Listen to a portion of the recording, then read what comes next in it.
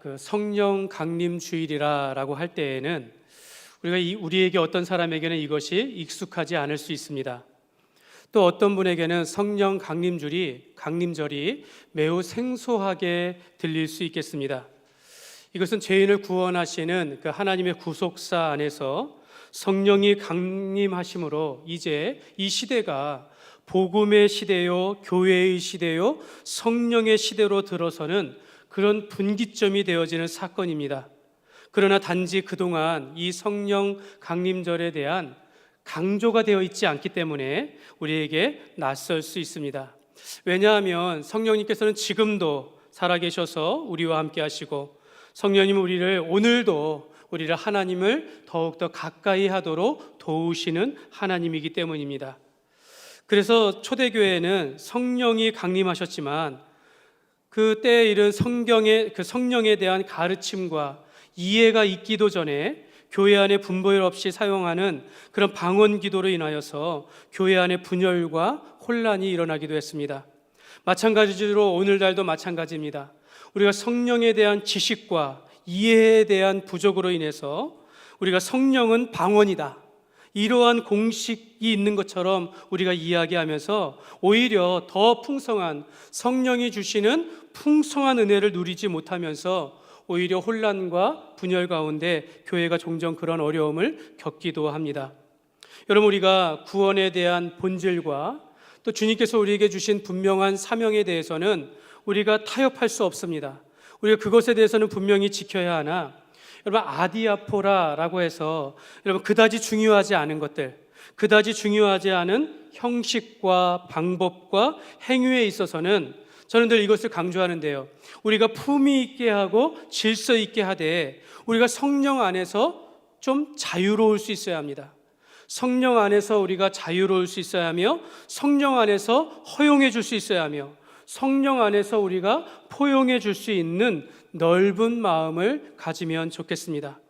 여러분, 우리가 성령에 대한 이해가 필요합니다. 성령님께서는 오늘 우리를 구원에 이르도록 성령 세례를 베푸시지만, 여러분, 이것은 단 한 번 우리에게 성령 세례를 베푸심으로 우리가 하나님의 자녀로서 변화를 주십니다. 그러면서도 삶 속에서 반복적으로 우리를 성령 안에서 충만하게 이끌어 주시고, 우리의 삶을 지속적으로 거룩하게 하시며 모든 일을 새롭게 하시고 창조적으로 우리의 삶을 이끌어 가십니다. 여러분, 초대교회의 오순절 성령 강림 사건은 약속하신 성령이 임하시는 단회적인 사건의 기적이었습니다. 그리고 이후에는 이 성령님께서는 모든 믿는 자들 안에 내주하셔서 우리 안에서 새 일을 행하십니다. 오늘 1절에 보면 오순절 날이 이미 이름에 이렇게 말씀합니다. 이 날이 굉장히 중요합니다. 오순절 날에 성령이 이 땅에 임하셨습니다. 여러분, 이것이 매우 의미가 큽니다. 여러분, 오순절에서 오순이라는 말은 50이라는 뜻입니다. 50일. 그러니까 오순절은 6월절이 지나고 7주가 지난 후에, 7주면 77이 49, 그 다음 날에 바로 오순절 명절을 지키게 되어지는데, 바로 그날이 오순절인데, 구약에서는 우리가 6월절이라고 하면은 하나님께서 애굽에서 이스라엘 백성들을 구원하신 그 날을 기념하여 지키는 것이 바로 6월절입니다. 그리고 6월절이 지난 50일 후에 50일에 오순절을 지키게 되어지는데, 이 날은 하나님께서 이스라엘 백성들 가운데 율법의 말씀을 주신 그 날을 우리가 기념하여 지킨다라고 하고, 마침 그때가 이 유대인의 그 절기 가운데서 이 밀을 수확하는 절기이기 때문에 하나님 앞에 첫 소산물을 가지고 감사하는 절기가 되었습니다. 그런데 이것이 신약 시대에 와서 예수님께서 그 6월절에 순환을 받으시며 고난을 받으시고 십자가에 못 박혀 죽으시고 사흘 만에 부활하시면서, 부활하신 예수님은 40일 동안에 이 땅 가운데 함께 계시며 그의 부활을 증거하시고 제자들에게 지상명령에 대해서 가르쳐 주신 후에 하늘로 승천하시면서 예수님께서 너희가 몇 날이 못되어 너희에게 성령이 임하리라 라는 약속을 주셨습니다. 그래서 우리는 예수 그리스도의 고난과 부활하신 날을 계산하여서 부활절 이후에 7주가 지난 그 다음 날 50일째 되는 날에 바로 성령님께서 그 날에 모인 무리들에게 임하신 것을 우리가 기념하여 성령 강림절, 성령 강림 주일로 우리가 지키게 되었습니다. 여러분, 이렇게 보면 그리스도의 탄생에서부터 또한 성령의 강림에까지, 여러분, 이것이 모든 것이 다 하나님께서 그 죄인들을 구원하시는 하나님의 이야기, 그 구속사 안에서 우리가 종합적으로 우리가 믿음 안에서 볼 수 있어야 하는 것입니다. 오늘 우리는 유월절과 오순절은 지키지 않습니다. 그러나 바로 그날이 예수 그리스도의 죽음과 또한 그 성령의 강림하심으로 구약의 예언이 예수 그리스도 안에서 온전히 성취되었음을 믿고 이 부활절과 성령 강림하신 날을 우리가 기념하여 지키게 된 것입니다. 그렇다고 해서 여러분, 성령이 이전에 임하지 않은 것이 아닙니다. 여러분, 우리가 수요 예배 시간에 우리가 사사기의 말씀을 강의하고 있는데, 예를 들면 삼손의 이야기 중에 보면 여호와의 영이 삼손에게 강하게 임하니 이렇게 말씀합니다. 여호와의 영이 삼손에게 갑자기 임하심에 하면서 그때 삼손이 힘을 얻어서 블레셋의 원수를 물리쳤다라고 그렇게 말씀하고 있습니다. 소년 다윗이 사무엘에게 기름을 부음 받을 때에 그때 이날 이후로 다윗이 여호와의 영에게 크게 감동하니라 하면서 다윗이 성령의 감동함을 받아서 성령의 인도하심을 따라 그렇게 하나님의 사람으로 살아가며 자라가게 되었다라고 성경이 말씀하고 있습니다. 그래서 이렇게 구약시대에는 바로 부분적으로 또 특별한 때에 특별한 택함 받은 사람들에게 성령이 임하셨습니다. 그러나 이제 그 구약의 역사를 뒤로 하고 오순절 날에 이 땅에 성령이 임재하심으로 이제는 성령님이 모든 자에게 임하시고 영원토록 우리와 함께 하시는 그런 성령의 시대가 된 것입니다. 요한복음 7장 39절에 보면 이렇게 말씀합니다. 이는 그를 믿는 자들이 받을 성령을 가리켜 말씀하신 것이라. 예수께서 아직 영광을 받지 않으셨으므로 성령이 아직 그들에게 계시지 아니하시더라. 여러분, 거기 보면 밑줄 긋은 거 보면은 그를 믿는 자들이 받을 성령이라, 믿는 자들에게 성령이 임하신다라고 말씀하고 있습니다. 그러니까 성령은 믿는 자들에게 임하는 것입니다. 예수님께서 승천하신 후에 바로 예수를 영접하는 그 이들에게 성령님께서 임하실 것이다 라고 약속하고 있으며, 요한복음 14장 16절에 보면 내가 아버지께 구하겠으니 내가 또 다른 보혜사를 너희에게 주사 영원토록 너희와 함께 있게 하리니, 너희와 함께 영원토록 있게 하시겠다라는 것입니다. 그러니까 우리는 예수 믿는 신자 안에 성령님께서 우리 안에 내주하셔서 우리 안에 영원토록 우리 안에 함께 하시는 그분이 바로 성령님이신 것입니다. 사랑하는 여러분, 그러므로 여러분에게 묻겠습니다. 여러분 성령을 받으셨습니까? 여러분 성령을 받으셨습니까? 예. 여러분 아멘 할 수 있어야 하는 것입니다. 성령을 받지 아니하면 예수를 믿을 수가 없는 것입니다. 성령을 받지 아니하면 아멘을 할 수 없는 것이죠. 반대로 성령 안에서 예수 믿지 않는 사람은 아멘을 할 수가 없는 것입니다. 그러므로 우리는 내가 성령을 받았습니다. 성령님께서 내 안에 계셔서 나를 통하여 역사하고 계십니다 라고 이렇게 우리가 고백할 수 있어야겠습니다.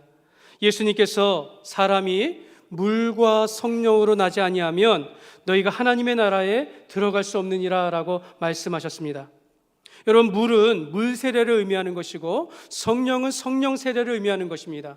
우리가 예수 믿을 때에 성령의 세례를 받아서 우리가 하나님의 자녀가 된 것입니다. 여러분, 이것은 성령 세례로 단회적인 사건이에요.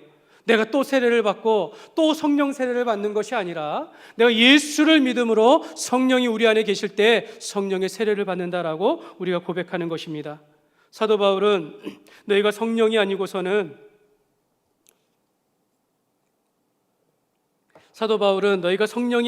누구든지 예수를 주라라고 고백할 수 없다라고 말합니다.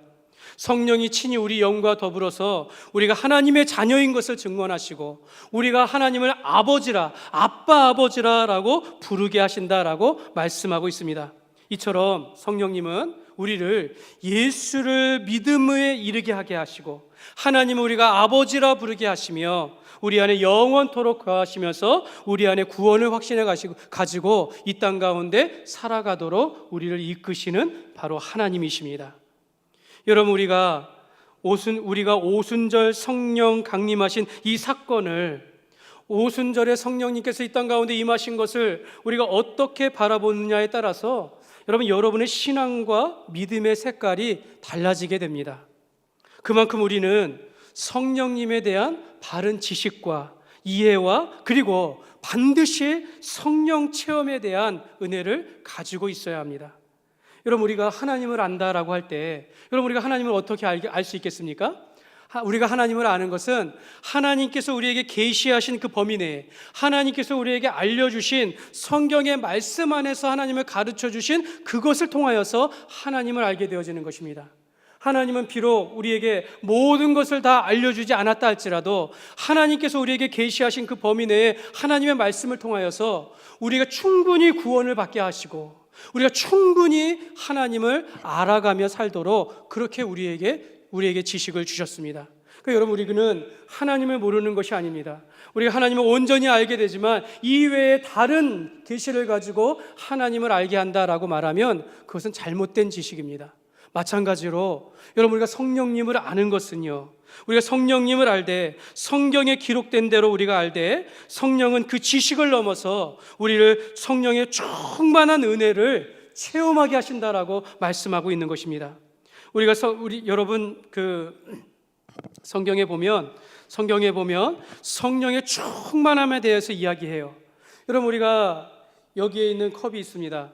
이 컵에서 빈 컵인데 여기 있는 공기를 다 빼주십시오 라고 하면 우리가 어떻게 뺄 수 있겠습니까? 보이지 아니하고 우리가 손에 잡히지 않는 이 공기를 어떻게 빼겠습니까? 그런데 여기에 물을 채우면 공기가 없어지는 것입니다. 기름을 채우면 공기가 없어지는 거예요. 여러분, 우리 마음 가운데 우리의 죄악과 우리의 어두움과 더러운 것들이 있는데 여러분, 이것을 우리가 어떻게 내보낼 수 있겠습니까?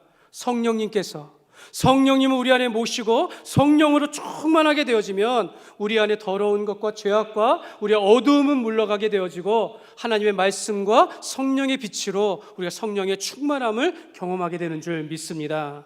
여러분, 성령의 충만함이란 바로 성령 안에 가득하게 되어지는 거예요. 이 말은 성령의 인도하심을 받는 것을 말하는 겁니다. 하나님의 통치하심을 받고 말씀이 충만하며 그 뜻대로 살아가는 것, 그 상태가 바로 성령의 충만함을 받는 것입니다. 여러분, 유치원 선생님은 유치원에서 아이들과 사실 말을 할 때 말이 통하지 않습니다. 이 선생님이 어른의 말을 하고 어른의 언어를 가지고 아이들에게 말하면 이 아이들은 들리지가 않습니다. 또 다 이해할 수도 없는 것이죠. 선생님이 아무리 좋은 말을 들려줘도 듣는 사람이 깨닫지 못하면 아무 소용이 없는 것입니다. 여러분, 얼마나 답답하겠습니까? 마찬가지입니다. 여러분, 교회 안에서 우리가 천국 복음을 선포하고 예수 그리스도에 대해서 가르치며 하나님의 말씀을 선포하지만 여러분, 그것이 들리지 아니하고 깨닫지 아니하면 아무 소용이 없는 것입니다. 바로 우리 안에 계신 성령님께서 하나님의 말씀을 듣게 하시는 겁니다. 우리 성령님께서 그 말씀을 깨닫게 하시고 그 말씀에 감동을 주셔서 내가 결단하게 하며 그 말씀대로 살아가게 하시는 것입니다. 여러분, 우리가 성령을 받기를 원하고 성령의 인도하심을 받기를 원하십니까? 성령을 구하십시오. 성령을 사모하시기를 바랍니다. 그래서 여러분, 우리는 성경에 나타나는 모든 역사에 가운데 나타나는 성령에 대한 바른 이해가 있어야 합니다. 여러분, 성령님은 우리 안에 내주하시고 진리의 영으로 우리를 그리스도를 가르치게 하시며 우리에게 구원의 확신을 주시고 보혜사로서 우리 곁에서 우리를 위로하시며 힘을 주시며 우리에게 권능으로 능력을 입혀주시면서 예수의 증인된 삶을 살게 하십니다. 또한 성령의 은사를 우리에게 주심으로써 그 은사를 따라서 교회를 세우며 교회를 건강하게 섬기게 하십니다. 또한 성령의 열매를 맺게 하심으로 예수 그리스도의 인격을 닮아 자라가서 우리가 성장하며 영적 성숙함에 이르도록 이끄시는 분이 바로 성령님이십니다. 여러분, 이렇게 보면요, 성령님은 우리 모든 신앙생활을 이끄시는 하나님이십니다. 예수 그리스도의 복음 안에서 우리를 살아가게 하시는 분이 바로 성령님이십니다. 오늘 저와 여러분을 이 자리로 인도하신 분이 바로 성령님이신 것입니다. 이 예배 가운데 우리와 함께 하시고 오늘도 말씀의 충만한 은혜를 우리에게 덧입혀 주시면서 우리가 초대교회에 일어났던 모든 기적과 이적을 이끄시는 분이 바로 성령님이심을 여러분이 믿으시기를 바랍니다. 여러분이 오늘 예수 믿고 살아가는 과정 속에서 성령님께서 우리의 삶의 모든 것을 주관하시면서 이끌어 가십니다. 그러므로 여러분, 성령을 사모하시고 성령님께서 나를 변화시키시고 나를 통하여 하나님의 일들을 할 수 있도록 나에게 하나님께서 능력을 주시고 나에게 은사를 주시면서 나를 통하여 열매를 맺게 하시는 이 성령님의 은혜를 여러분이 구하며 살아가시기를 주님의 이름으로 축복합니다. 여러분, 그러므로 여러분, 이 오순절 성령 강림 사건은 오늘 신약 시대가 예수님께서 오신 이후에 이 시대가 성령의 시대가 되었음을 보여주는 기적이요 표적이 되는 것입니다. 여러분, 우리가 성찬식을 행할 때마다 우리가 그것을 기념하여 주의 죽으심을 돌아보는 것처럼 여러분, 오늘 우리가 성령 강림의 사건을 돌아보면서 오늘 우리가 성령 안에서 살아가는 것을 감사하며 성령의 인도하심을 따라 살아가는 것을 결단하는 것입니다. 여러분, 마가의 다락방에서 이 120명의 제자들이 예수님이 약속하신 성령을 기다렸습니다. 그들은 다 같이, 우리와 같이 다 같이 한 곳에 모였습니다. 그러면서 예수님께서 약속하신 말씀을 사모하면서 한 자리에 모여서 그런 모이들, 그게 다 교회라고 할 수 있겠죠. 그러면서 그들이 함께 모였을 때에 2절과 3절에 보면 이렇게 말씀합니다. 호련히 하늘로부터 급하고 강한 바람 같은 소리가 있어 그들이 앉은 온 집에 가득하며 마치 불의 혀처럼 갈라지는 것들이 그들에게 각 사람 위에 하나씩 임하여 있더니. 여러분, 한번 상상해 보시기 바랍니다. 우리가 그 마가의 다락방에 있어요.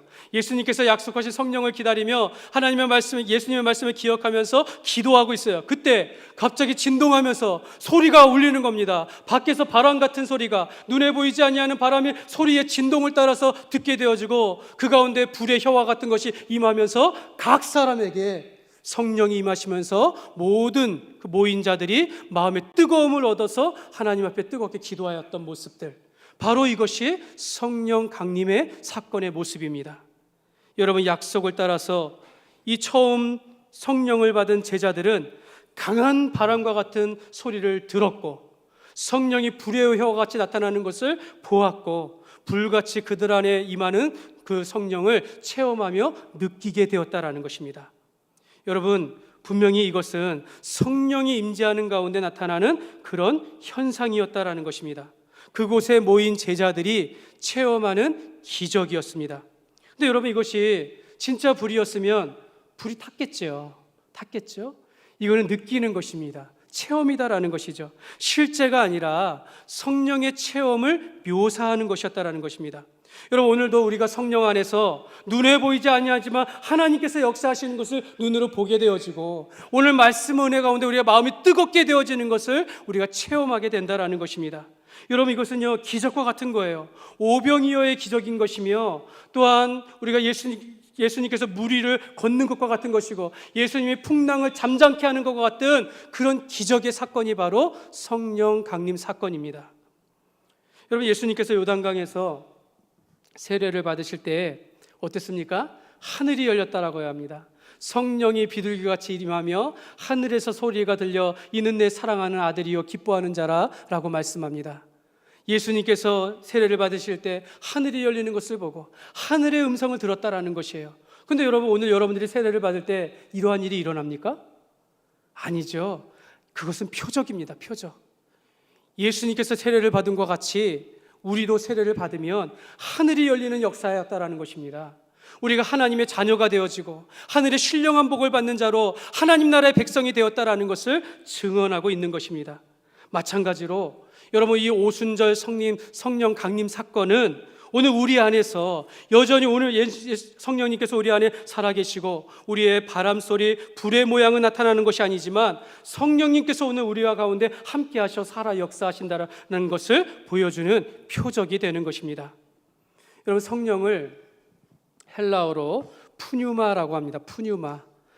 푸뉴마는 오늘 바람의 소리와 같이 바람은 푸노에라고 해요. 푸노에. 그러니까 그 근원이 같습니다. 그 원형이 바로 호흡이요 생기를 표현합니다. 생명을 표현하는 것입니다. 또한 불의 혀같이 임하였다 할 때 불이 임하였다라는 것은 모든 것을 정결하게 한다라는 의미이고, 또 그 호렙산 떨기나무의 불꽃 가운데 하나님이 임재하신 것 같이 이 불의 혀가 임하였다라는 것은 하나님의 임재를 보여주는 그런 상징을 나타내는 것입니다. 바로 이 성령은 푸뉴마는 그 뜻 안에 하나님의 영이 임하는 것이며 생명과 숨의 생기의 생명을 의미하는 것입니다. 그래서 그곳에 모인 제자들에게 성령이 임하였다라는 것은 태초에 하나님께서 사람을 지으시고 그곳에 생기를 넣으시며 생명이 된 것처럼 성령이 임하심으로 새로운 사람이 되었다라는 것을 의미하는 것입니다. 바로 자기의 생명을 받은 것을 의미하는 것입니다. 오늘 우리가 예수 믿으면 이와 같이 우리가 생명의 성령의 사람이 된 줄 믿습니다. 여러분, 성령님께서 우리를 새롭게 하시는 겁니다. 우리의 마음과 생각을 새롭게 하시고 우리를 믿음 안에서 새롭게 살아가시도록 이끄시는 분이 바로 성령님이시고, 성령님께서 우리를 그렇게 인도하신다라는 것입니다. 또한 성령이 오늘 제자들에게 임하자 그곳에 모인 제자들이 성령의 충만함을 받아서 성령이 말하게 하심을 따라서 다른 언어로 말하였다라고 말씀합니다. 여러분, 이것이 방언입니다. 그곳에 모인 제자들이 성령을 받아서 마음의 변화를 받아 하나님께서 이끄시는 말을, 새로운 말을 하게 되었다라고 말하는데, 오늘 4절 말씀에 보면 이렇게 말합니다. 성령이 말하게 하심을 따라서 다른 언어들로 말하기를 시작하니라. 여기서 이 말하는 다른 언어, 이게 랭귀지거든요. 랭귀지. 또 영어로 보면 텅이라고 합니다. 혀. 이게 언어를 표현하는 것입니다. 이 제자들이 그 히브리어나 그 당시에 살았던 아람어가 아니라 다른 종족과 다른 민족의 언어를 하였다라는 것입니다. 다른 민족의 언어를 한 것을 방언이다라고 오늘 말씀하고 있는 것입니다. 내 언어 외에 다른 언어를 하는 기적이 일어났다라는 것입니다. 오병이어의 기적과 같이 병자의 병이 낫고 귀신이 물러가고 풍랑이 잠잠게 되어지는 역사와 같이 내가 내 언어를 떠나서 다른 언어를 하게 되어지는 놀라운 기적이 이 성령이 임하실 때 나타났다라는 것입니다. 오늘 6절에 보면 각각 자기의 방언으로 이렇게 말합니다. 또 8절에도 각 사람이 난 곳 방언으로 듣게 되었다라고 말씀합니다. 당시 오순절은 유대인의 명절로서요, 근처에 사는 유대인들도 모이고 저 멀리 소아시아에서 온 자들, 또 애국과 멀리는 로마에서 온 사람들도 있었습니다. 또한 저 멀리 오늘 말씀에 보면 오신 사람들을 보면, 출신들을 보면 저 아라비아에서 온 유대인들과 외국인들도 있다라고 말씀합니다. 그런데 이들이 한결같이 하는 말이, 이 말하는 제자들이, 이 방언하는 자들이 갈릴리 사람이 아니더냐? 그런데 어찌 우리가 각 사람이 자기가 난 곳 방언으로, 난 곳 언어로 들을 수 있겠느냐, 듣게 되느냐라고 말하는 것입니다. 11절에 보면 우리가 다 우리의 언어로 하나님의 큰 일을 말함을 듣는도다. 우리의 언어로 듣게 되었다라는 것입니다. 모두가 다 자기의 민족, 지방의 언어로 하나님의 말씀을 듣게 되었다라는 것입니다. 여러분, 하나님의 큰 일이 무엇입니까? 제자들이 하나님께서 이끄시는 대로 말을 하는데 각 사람이 그 하나님의 말씀을 듣는데 동일하게 듣게 되어지는 거예요. 하나님의 큰 말씀을 듣는데 바로 그것이 바로 예수 그리스도의 복음입니다. 여러분, 이것이 기적입니다. 여러분, 이러한 각 나라의 말을 하게 하고 듣게 되어지는 이 성령의 역사, 여러분, 이것이 사도행전 10장 46절에 보면 성령 부어주심으로 말미암아 논란이 이는 방언을 말하며 하나님의 높임을 들음이더라. 방언을 하는데 하나님의 높임을 듣게 되었다라는 것입니다. 그러니까 이렇게 되어지는, 이방인들 가운데, 고넬료의 가정 가운데 하나님의 말씀이 그렇게 증거되었다라는 것입니다. 사도행전 19장 6절에도 보면 바울이 그들에게 안수하며 성령이 그들에게 임하심으로 방언도 하고 예언도 하니, 여러분, 우리가 오순절 날에 성령이 임하실 때 이 방언은 각 나라 각 지방의 언어로 말하는 그런 방언이었습니다. 여러분, 그러나 이 사도행전의 역사 속에서 점차적으로 이것이 하나의 기도의 형식으로 나타나기 시작한 거예요. 점차적으로 처음 방언은 사라지고 자기의 능력을 초월하는 언어로 오늘날 우리가 말하는 방언기도, 이런 것이 나타나기 시작했다라는 것입니다. 그리고 성경은 그것을 성령의 은사다라고 그렇게 규정하고 있습니다.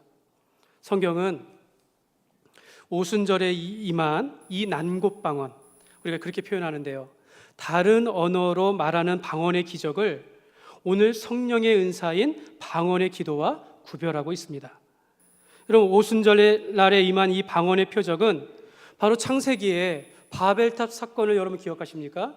인간이 교만하여져서 하나님과 같이 높이 되려고 올라가니까 하나님께서 그 언어를 흩으셨습니다. 그런데 이제 성령님께서 임하심으로, 예수 그리스도께서 이 땅에 오심으로 말미암아 예수 그리스도의 복음의 말씀을 중심으로 모든 사람이 각 나라의 언어로 하나님의 말씀을 듣게 되었다라는 것입니다. 하나님께서 언어를 다시 통일되게 하신 그런 표적을 보여주는 것입니다.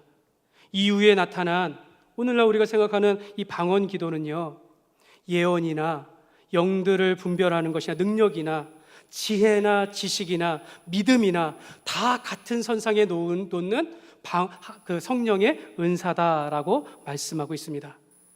그러므로 오늘 우리 중에 어떤 분들이 받은 방언의 은사는 많은 은사들 중에 하나다라는 것입니다. 방언보다 더 큰 은사가 있습니다. 그럼 그것이 무엇입니까?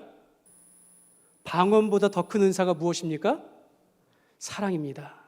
성경은 방언보다 더 큰 은사를 사랑이다라고 말씀합니다.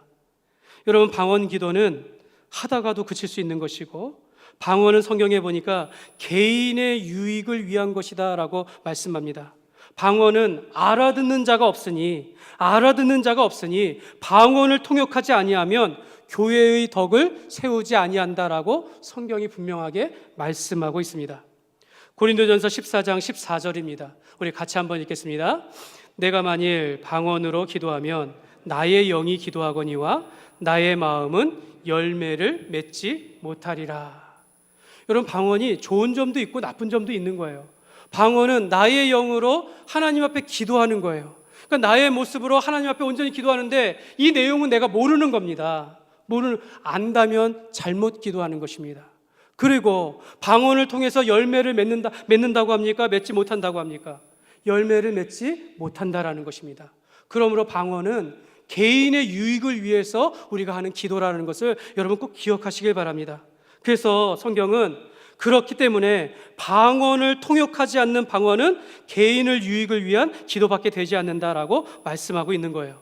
그래서 우리는 이해를 해야 합니다. 방언 기도는 성령의 은사의 일부분일 뿐이고, 동일하게 우리가 사랑도, 믿음도, 지혜도, 지식도, 또 우리가 남을 긍휼히 여기는 이 모든 것들이 다 성령님께서 우리에게 주시는 은사다라는 것을 기억하시기를 바랍니다. 그래서 이 모든 것들은 우리가 은사를 통하여 우리가 개인의 경건을 유지하게 하고 공동체의 덕을 세우기 위하여 개발되고 사용되어져야 한다라고 성경은 말씀하고 있습니다. 사랑하는 여러분, 제가 이렇게 개혁주의 신학 아래 여러분에게 성령에 대하여서 성경에 있는 말씀들을 설명을 드리지만, 여러분, 오늘날 오순절 성령 강림 사건에 대하여 어떻게 이해하느냐에 따라서 여러분 신앙생활의 모습이 서로가 다를 수 있다는 것을 우리가 꼭 기억해 하시길 바랍니다. 그러므로 우리는 서로의 신앙생활을 존중하면서도, 우리가 교회는 믿는 사람들의 무리로서 우리가 서로를 세워주고 또 우리가 사랑함으로 우리가 용납해주고 이해해주며 포용해주는 그런 성숙한 신앙의 생활들, 여러분, 이것이 바로 성령님께서 행하시는 일들입니다. 성령님께서는 우리가 성령 안에서 하나 되게 하시고 교회를 세워가며 하나님의 일들을 이끄시도록 우리에게 역사하신다라는 것을 여러분 꼭 기억하시기를 바랍니다. 사랑하는 여러분, 오순절에 약속하신 성령의 불의 혀같이 그의 다락방에 모인 제자들에게 임하심으로써 오늘 우리에게도 동일하게 모든 믿는 자에게 성령님께서 함께 하셔서 역사하시는 줄 믿습니다. 그래서 여러분, 성령님이 임하시는 교회의 특징이 있습니다. 여러분, 성령이 함께 하시는 교회의 특징이 있습니다. 사도행전을 전체로 보면 이것으로 종합할 수가 있어요. 첫째는 성령은요, 복음이 전파되게 하십니다. 예수 그리스도의 복음이 전파되게 하십니다. 두 번째로 성령은 우리를 교회되게 하십니다. 예수 믿는 신자들이 모여서 하나 되게 하시고 하나됨을 통하여 교회를 만들게 하신다라는 거죠. 세 번째는 성령은 우리로 하여금 하나님의 일들을 감당하게 하십니다. 여러분, 이것이 성령의 능력이요 성령의 은혜라는 것을 여러분 꼭 기억하시기를 바랍니다. 여러분, 이와 같은 성령의 역사는요, 오순절날 성령이 강림하신 이후에 2000년 동안 한 번도 변한 적이 없어요. 한 번도 변하지 않고 예수 그리스도의 복음이 전파되어 왔고, 믿는 자들의 모임으로 예수 그리스도의 몸된 교회가 세워져 왔고, 그 교회는 신자들의 충성된 헌신으로 통하여서, 봉사회를 통하여서 하나님의 나라가 전파되게 하셨습니다. 여러분, 베드로를 보십시오. 베드로가 예수님 성령을 받기 전에는요, 여러분, 예수님을 두려워하고 숨고 예수님이 잡히실 때 부인하면서 고향으로 도망간 자였는데, 성령님께서 함께 하시고 이날에 성령의 충만함을 받자 아주 용감한 예수님의 증인된 사도가 되었습니다. 이 일이 있고 이 사도들이 예루살렘으로 나가서 사람들에게 전하는데요, 전에는 유대인들을 무서워하더니 이제는 너희가 십자가에 못 박은 그 예수가 바로 하나님이요 그리스도라 라고 그렇게 외쳤습니다. 너희가 회개하여 예수 그리스도의 이름으로 세례를 받고 죄사함을 받으라 라고 그렇게 외쳤습니다. 많은 사람들이 이 말을 듣고 마음에 찔려 회개하였다라고 합니다. 세례를 받으면서 사도들의 가르침을 받기 시작하였고, 서로 교제하고 떡을 떼며 기도하는 교회가 세워지기 시작하였다라고 사도행전은 말씀하고 있습니다. 여러분, 성령이 임재한 제자들의 변화입니다. 그때로부터 신자들이, 우리 믿는 사람들이 일어나 교회가 세워지게 하시고 그 신자들을 통하여서 하나님 나라의 복음이 증거되게 하셨는데, 이 모든 것들이 다 성령의 역사라는 것입니다. 사랑하는 여러분, 저는 오늘도 성령님께서 오늘 우리 이 자리에 함께 하시고, 성령님께서 역사하시면 오늘도 초대교회의 역사가 동일하게 일어날 줄 믿습니다. 여러분, 그 강원도에 가면 예수원이라는 것이 있습니다. 예수원.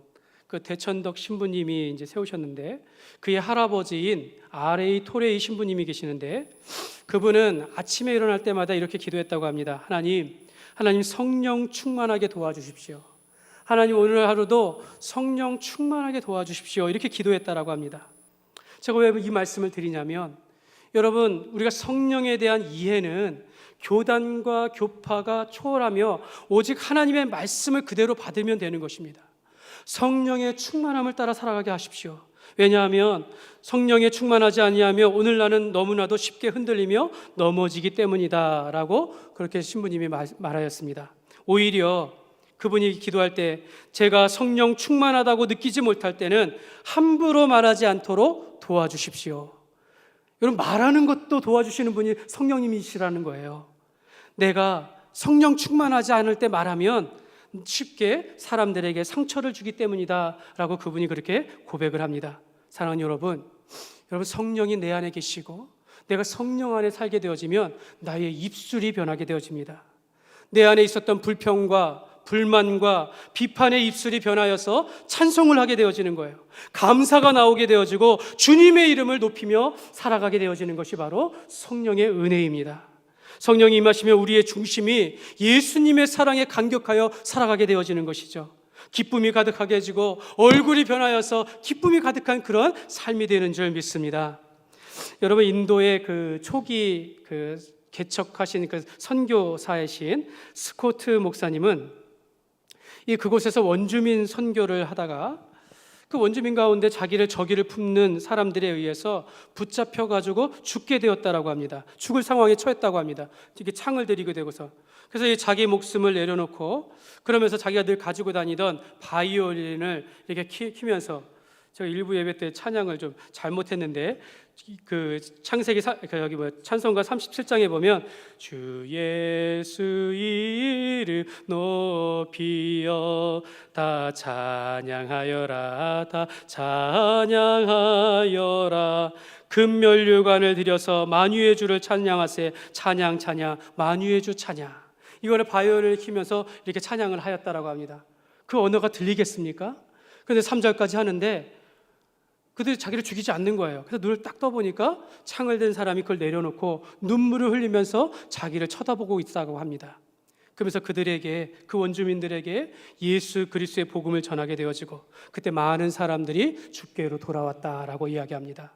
여러분, 이것이 성령의 역사입니다. 저는 오늘도 이 시대에 동일하게 우리가 성령 안에서 임하고 성령을 구하며 성령 충만한 가운데 구하면 이와 같은 역사가 오늘도 우리에게 일어날 줄 믿습니다.